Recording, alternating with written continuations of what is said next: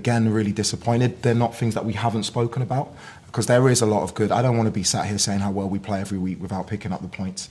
We need to start finding a way of playing well, which we have done in large parts of my time with the group, but we also need to pick up points very, very quickly. The gap between the two goals was 4 minutes.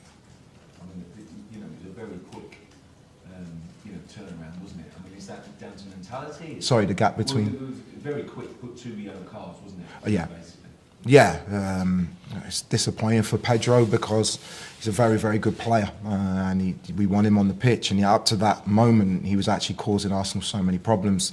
The frustrating thing for us, not just today, but we're going to miss him against Aston Villa. But it's not just Pedro. I think as a group, me as the leader as well, we have to take more accountability for some of the decision making we're having in terms of our discipline and in terms of the moments of the goals we're, not just today, the goals we're conceding, some of them are just, they're not acceptable at this level. Peter? I think just on the conceding goals from corners, last time you were here we saw you came out 2 corners and both times you pushed 3 players up. Why didn't you do that today? One, they would have prepared for that themselves, they're very, very good at that. 2, when I actually analysed those corners back, they were very, very close to scoring. It's not always the outcome. Sometimes there are certain things that happen. Also, in terms of our work this week, which obviously didn't work today, we've conceded from a corner against Burnley. We worked on a certain scheme. It's the first time the lads have done it. It didn't pay off today, but we need to make sure we're better in those moments, because at the moment we're losing points, not based off our performances, but based off of set plays and discipline. Matt? On discipline, what are you and the club doing about it, or going to do about it? I think we've asked yourself and the previous head coach about fining players before. Yeah, fines are, you can fine players.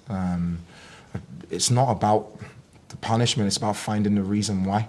I don't think Pedro Neto today or West Fofana last week would have in that moment been thinking about, oh, if I get a red card I'm going to get fined.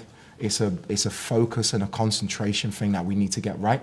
I know the record of the club is not great from the start of the season, and now it's getting bad. We had 10 games when I was in where we didn't have these issues, but we've had 2 in 2 games. So it's something deep lying that we need to get to the bottom of. The thing is, for me, if we get to the bottom of those 2 main things, we can be a very, very good team, and we can achieve all the things we want to achieve. But it's not just red cards though, is it? I mean, there are some very silly yellow cards. I mean, Enzo gets booked for chucking the ball down. That's the 7th Premier League booking of the season. He could still get booked for 2 games if he gets 3 more bookings. Yeah, I think dissent is a frustrating one for any player to get a yellow card for.